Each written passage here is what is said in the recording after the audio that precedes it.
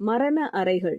கிறிஸ்துவுக்குள் பிரியமானவர்களே, சகோதரி நான்சி சொல்கிறார்கள், அவர்களுக்கு அடிக்கடி வரும் பல மின்னஞ்சல்கள் ஒரே மாதிரியான வழியை வெளிப்படுத்துகின்றன என்று.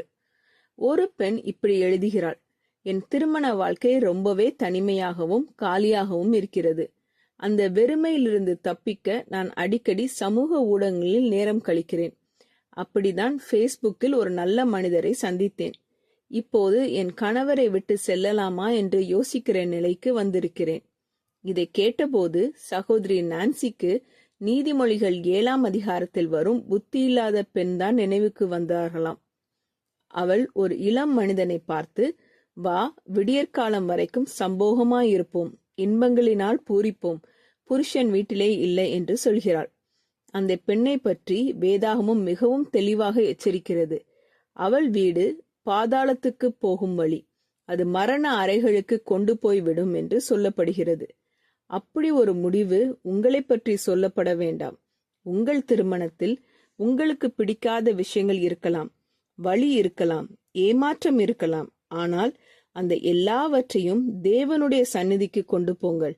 உங்கள் இருதயத்தின் ஆழமான ஆசைகளை தவறான இடங்களில் அல்ல, தேவனிடமே வைத்து விடுங்கள். நீங்கள் அவரை தேடும்போது உங்கள் திருமணத்தில் ஈடுபாடுடன் இருக்க தேவன் உங்களுக்கு பலம் கொடுக்க முடியும். காயங்களை குணமாக்கவும், உறவுகளை மேம்படுத்தவும், நம்பிக்கையை புதுப்பிக்கவும் அவர் வல்லமையுள்ளவர். தேவனை தேடுகிற வாழ்க்கையில்தான் உண்மையான மாற்றமும் பாதுகாப்பும் இருக்கிறது. ஜெபம் செய்வோம். எங்கள் அன்பின் பரமபிதாவே, எங்களில் உள்ள வெறுமைக்கும் வழிகளுக்கும் தவறான இடங்களில் தீர்வு தேடாமல் உம்மிடம் மட்டுமே கொண்டு வர கற்றுத்தாரும். எங்கள் இருதயத்தின் ஆசைகளை நீர் தாமே நிறைவேற்றும். உம்மை தேடும்போது எங்கள் உறவுகளை காக்கவும் மேம்படுத்தவும் நீர் எங்களுக்கு பலத்தை தாரும். எங்கள் உறவுகளை உமக்கு பிரியமானதாகவும் உமக்கு சாட்சியாகவும் இருக்க நீர் எங்களுக்கு உதவி செய்யும். இயேசுவின் மூலம் ஜெபிக்கிறோம் பரமபிதாவே, ஆமீன்.